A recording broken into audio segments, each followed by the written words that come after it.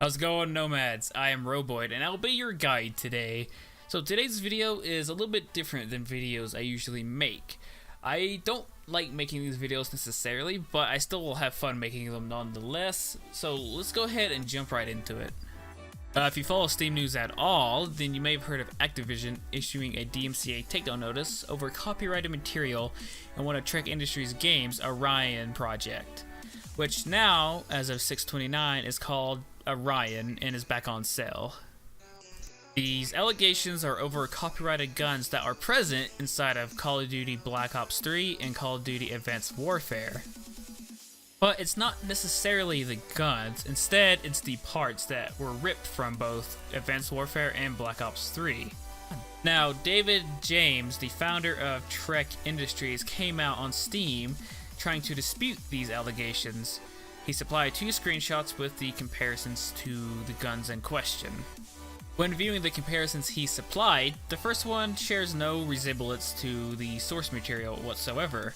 However, when we view the second one, comparing the Haymaker 12, that's when the differences end and the similarities begin. As you can see by the screenshot here, there are a lot of similarities. And it doesn't necessarily end there. Many people from Reddit and a whole bunch of other sites put on their really awesome detective caps on and did some investigating, and it turns out it's just more than what we see here. As you can see here about the image on the screen, this person made an image comparing 4 weapons: the Haymaker 12, the KRM-262, the Man of War, and the M8A7, and pretty much photoshopped the pictures together. As you can see, it is pretty much a one-for-one copy of the Black Ops 3 weapon. Pretty much all they did was they changed the color to like a olive dab and added some like decals and a little bit of yellow and red.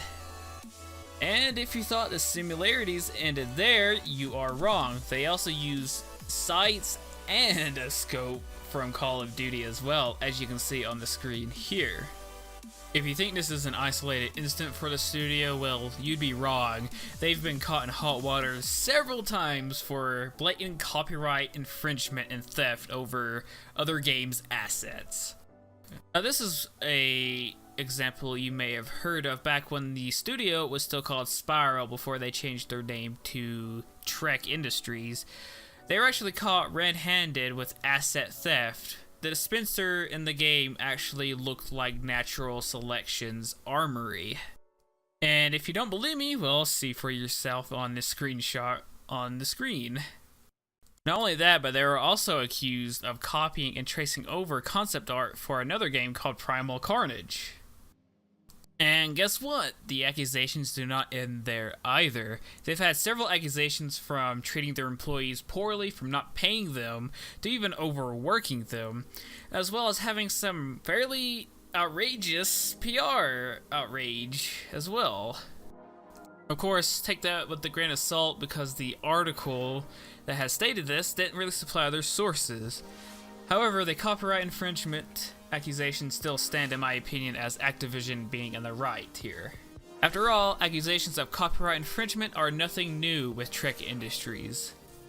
Trek Studios founder David James issued what many people consider a half-baked apology, saying that he did not know that these assets were stolen and stuff, and that the employee was dealt with and fired, which I'm not sure how much of that I actually believe, considering that his company has a history of allegations of copyright infringement, which all turn out to be true for the most part. And I highly doubt that he keeps hiring artists that do keep on copying assets from other games as well.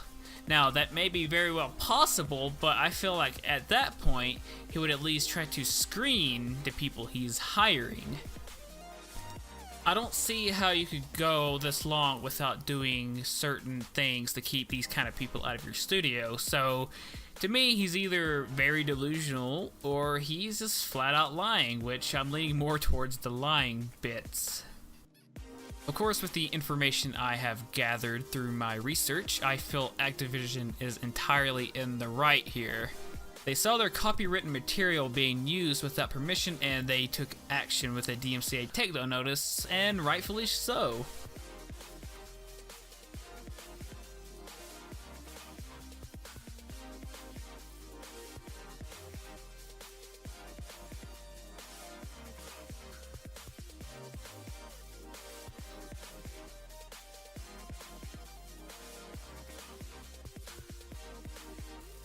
So this next bit, please take this with a grain of salt because I am fairly ignorant when it comes to stuff like this. I don't know the full inner cogs and stuff like that, but this is how I view the game industry and stuff similar to this. Now, it is no secret that games copy each other all the time. After all, this is how the industry evolves and grows. Now, obviously, I don't mean copying as in copying assets or story or any of that jazz. What I mean by it is copying a mechanic or, changing the genre that a particular company may have set forth in motion, or even some features in the game. After all, like I said before, this is how the industry grows and evolves. For my example, we'll look at the MOBA genre. If you don't know much about the MOBA genre, it pretty much began in StarCraft 2 on the map Aeon of Strife, which was actually a custom map for StarCraft. It ended up leading in part of the popular Defense of the Ancients map for Warcraft 3, which ended up being the first true MOBA. So this inspired games like Dota 2 and League of Legends to spawn as well, with League of Legends being probably one of the more accessible MOBAs today, since it could be virtually run on all modern day machines. Then came a new advancement to the genre from a company called Hi-Rez Studios. Hi-Rez made a game called Smite, Battleground of the Gods, which actually changed the genre from the typical top-down view to where you're with your hero/god in the action. They made it more of an action style MOBA where you have a left-click ability, as well as your regular run-of-the-mill MOBA style abilities as well. To me, the way I personally see it is if Hi-Rez did not do this, make this change to the genre, then their game would have been just another run-of-the-mill MOBA game. That is, having the same face in the genre they're trying to compete in. Now, this obviously worked out for them in the long run because a lot of people still play Smite, and it's still a very popular game today.